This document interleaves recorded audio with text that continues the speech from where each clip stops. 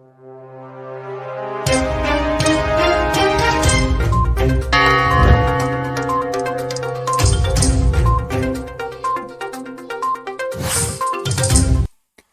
friends, welcome to IS Darbar. We are going to start our news discussion today. आज 15th episode पर हम लोग पहुंच चुके हैं। साथ में 23 अगस्त के इंपॉर्टेंट न्यूज़ को डिस्कस करेंगे। तो लगातार हमारे बच्चे एडिटोरियल की भी डिमांड कर रहे हैं कि एडिटोरियल के सेक्शन को ऐड किया जाए। तो कुछ एडिटोरियल को मैं शामिल कर लेती हूँ, बट वो न्यूज़ के फॉर्मेट में होता है।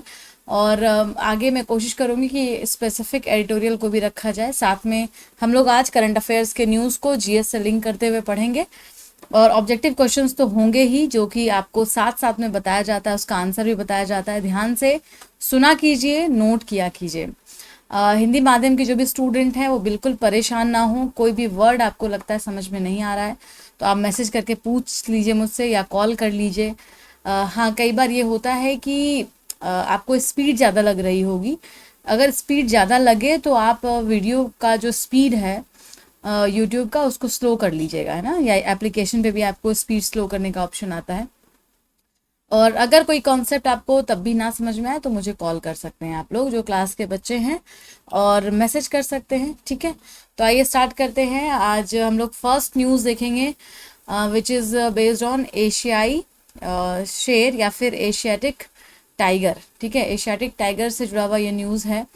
एंड ये कंजर्वेशन वाले सेक्शन में आ जाएगा। कल हम लोगों ने स्नो लेपर्ड की बात की थी, तो आज हम लोग बात करेंगे एशियाई शेर या फिर एशियाटिक टाइगर के बारे में, ठीक है।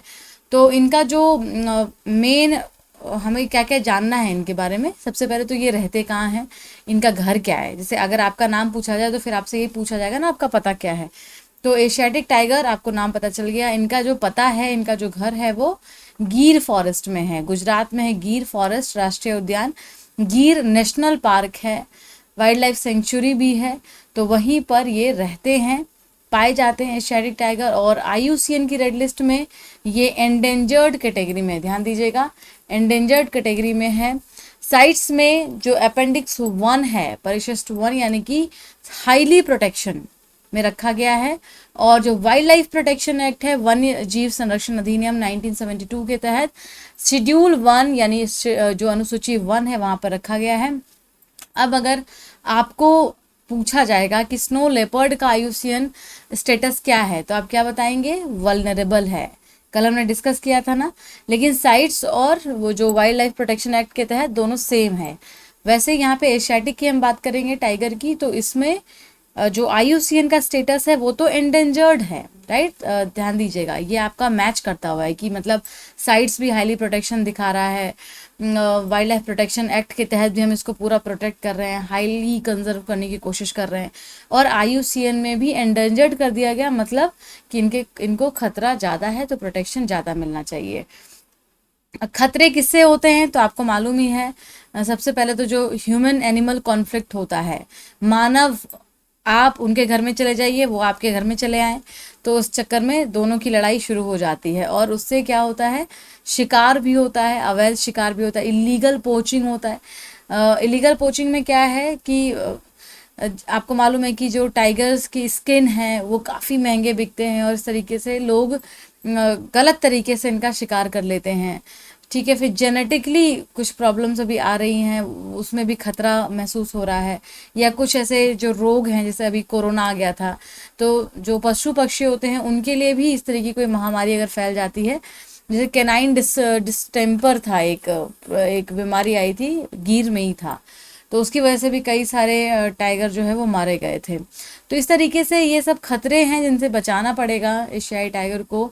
और ये अफ्रीकन जो टाइगर हैं उनसे थोड़े से अलग होते हैं, ये छोटे होते हैं आकार में, इनका कुछ अलग स्ट्रक्चर होता है, ठीक है।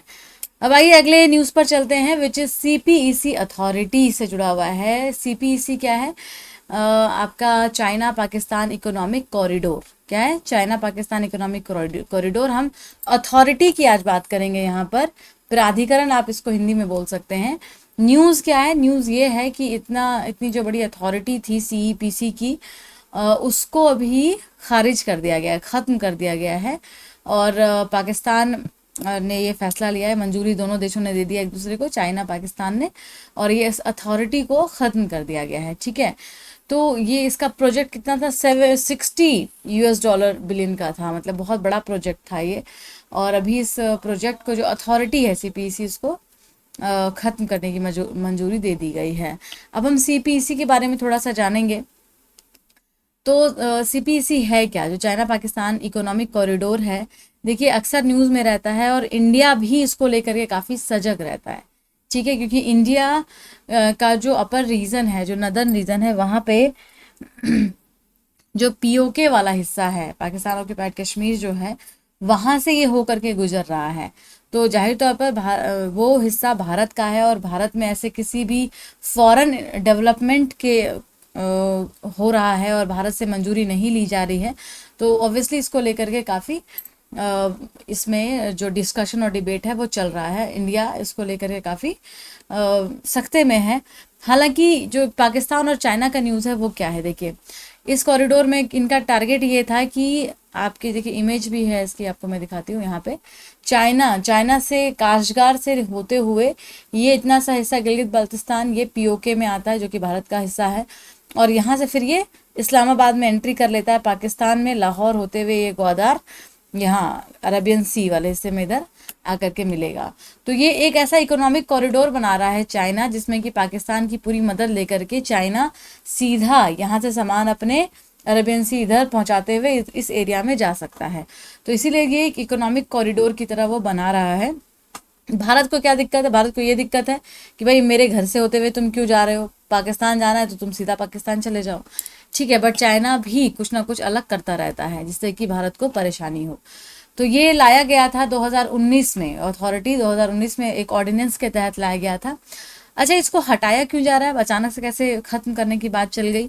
तो अभी क्या हुआ था, कुछ दिनों पहले इस कॉरिडोर बनने के चक्कर में ये जो गिलगित बाल्टिस्तान वाला हिस्सा है, यहाँ पे लोगों की ज़मीनें ली जा रही हैं, है ना, ज़मीनें ज़बरदस्ती हथियाई जा रही हैं, कैप्चर की जा रही हैं, ताकि ये रोड बनाया जा सके वहाँ पे। और इसको लेकर के जाहिर तौर पे जो स्थानीय लोग हैं वो काफ़ी गुस्से में हैं, क्रोधित हैं। और उन लोगों ने क्या किया था, पिछले साल ही एक ह्यूमन बॉम्ब का वो किया था, इस्तेमाल किया था। उससे काफ़ी लोग मतलब खतरे में आ गए थे। चाइना के 3 लोगों की जान भी गई थी। तो इस तरीके से वहाँ पे जो अग्रेसिव एटीट्यूड देखा जा रहा है लोकल लोगों का, उसको देखते हुए इसमें ये बदलाव अभी किया जा रहा है, ठीक है।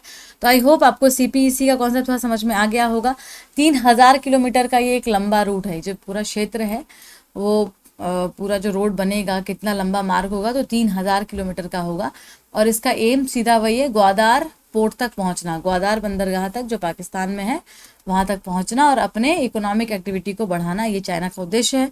लेकिन इसके पीछे का जो उद्देश्य है, जो कि बताया नहीं जाता है कहीं ना कहीं, वो इंडिया को टारगेट करना भी है।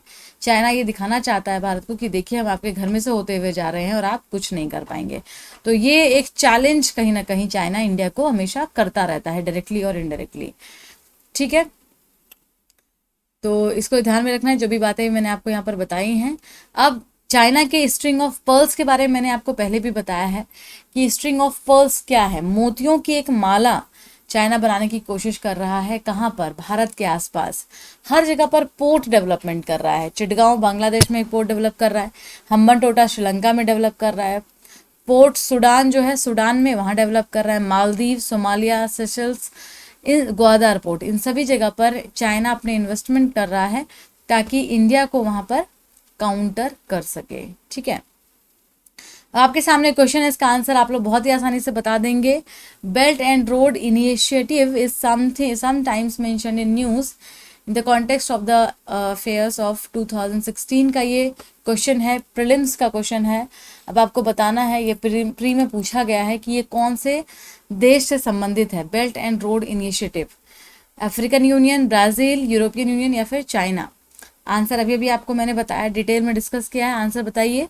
ऑफ कोर्स इसका आंसर क्या होगा, China. D is the right answer.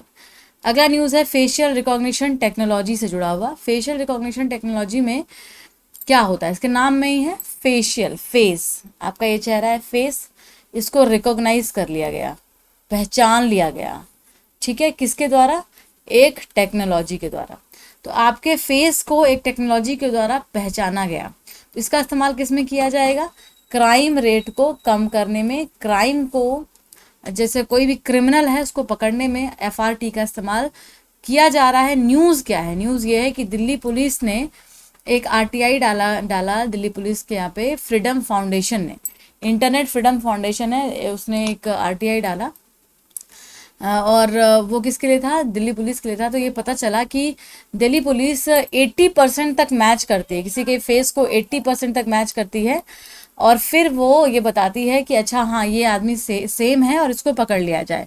तो इसका पॉजिटिव और निगेटिव दोनों फैक्टर है भाई। आप 80% तक मैच कर रहे हैं, अब 80% जो है, अब हो सकता है ना कि इंसान वो ना हो, आप तो 100% तो मैच कर नहीं रहे, या 95% भी नहीं कर रहे हैं।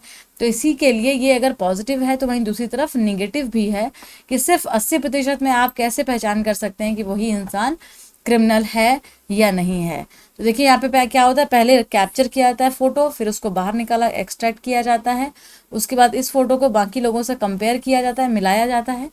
अगर मैच हो जाता है तो अटेस्टेड आइडेंटिफाइड उस आदमी को पकड़ लिया जाएगा। ठीक है, यही है फेशियल रिकॉग्निशन टेक्नोलॉजी।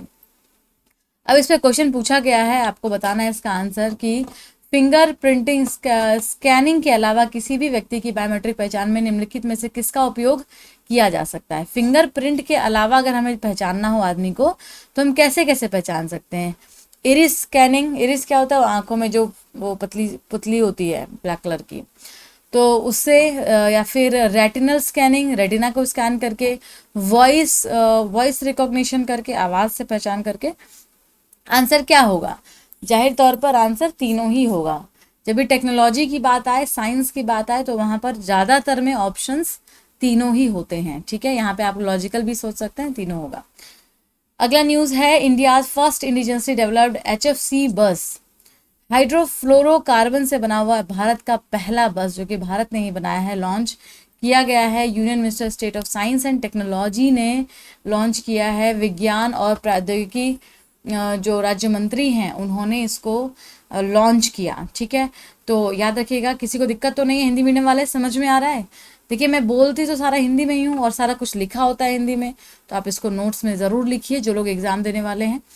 तो इसको कैसे बनाया गया है? ये एक पायलट प्लांट है CSIR का, बिस्फेनॉल। ठीक है, bisphenol and national chemical laboratory NCL, an important feed stock for the production of epoxy resin.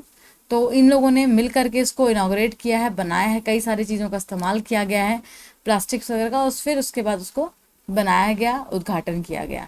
तो आपको बस याद ये रखना है कि भारत में HFC का से बना हुआ बस लॉन्च किया गया है। मिथिला क्षेत्र आपने सुना है, बिहार में है मिथिला, बहुत सारे बच्चे मेरे बिहार से हैं, दे ऑल नोस मिथिला। और मिथिला का मखाना, मिथिला में इसको मखान बोलते हैं, मिथिला मखान इज़ वेरी फेमस, और अभी इसको GI टैग भी मिल गया है। मिथिला के मखाना को आप देखते हैं बहुत ही महंगा मिलता है, बहुत ही डिलीशियस और बहुत ही हेल्दी, हेल्थ के लिए बेस्ट प्रोडक्ट है ये, जिसको कि GI टैग मिल गया है, जोग्राफिकल इंडिकेशन टैग मिल गया। और इसका मतलब क्या होता है कि अब ये जो मखाना है ये बहुत इम्पॉर्टेंट हो गया, प्रीमियम हो गया। मतलब इसको अब यहाँ पे लोग इन्वेस्टमेंट करेंगे, सरकार भी इन्वेस्टमेंट करेगी, और जो इस मखाना को ग्रो करते हैं उनको सहायता मिल जाएगी, हेल्प मिल जाएगा। GI टैग क्या होता है? जोग्राफिकल इंडिकेशन, कोई भी चीज़ जो उस जगह के भूगोल से जुड़ा हुआ है, जोग्राफी से जुड़ा हुआ है, मतलब वो मखाना उसी क्षेत्र में होगा, वो पशु उसी क्षेत्र के हैं, इस तरीके से उसको GI टैग दिया जाता है। और ये बेसिकली बिजनेस के पर्सपेक्टिव से बहुत इंपॉर्टेंट होता है। ठीक है ना। और WTO के ट्रिप्स के अंतर्गत इसको रखा जाता है पूरा ये। फाइन, तो याद रखिएगा इसको। इंडिया में geographical indication of goods registration and production act 1999 के तहत प्रोडक्शन दिया जाता है। देखिए बिहार में किसको किसको GI टैग मिला हुआ है? तो भागलपुरी जर्दालू मैंगो, जर्दालू आम है बिहार में, भागलपुर के क्षेत्र में मिलता है, उसको GI टैग मिला हुआ है। कतरनी चावल, बहुत ही अच्छी खुशबू वाला चावल होता है ये कतरनी चावल, जिसको कि GI टैग ऑलरेडी मिला हुआ है। मगही बीटल, पान, सुपारी है, सुपारी पान में डाल के खाया जाता है। जो क्षेत्र है मगध, मगही क्षेत्र, वहाँ का सुपारी, उसको GI टैग मिला हुआ है। लीची ऑल फेमस, शाही लीची को मिला हुआ है। खाजा, खाजा एक तरीके का डिलीशियस आइटम है जो कि स्वीट आइटम है खाजा, उसको भी GI टैग मिला हुआ है। मधुबनी पेंटिंग फेमस है, वर्ल्ड फेमस है। पीपली वर्क। तो ये याद रखना है कि कौन कौन सी चीज़ों को जीआई टैग बिहार में दिया गया है। तो बच्चों आज के लिए इतना ही करते हैं, फिर कल मिलेंगे हम लोग बाकी के अच्छे अच्छे न्यूज़ के साथ। Thank you so much. अगर किसी को कुछ समझ में नहीं आया हो तो मुझे मैसेज कर देगा, कॉल कर लेगा, ठीक है। Thanks a lot, keep starring.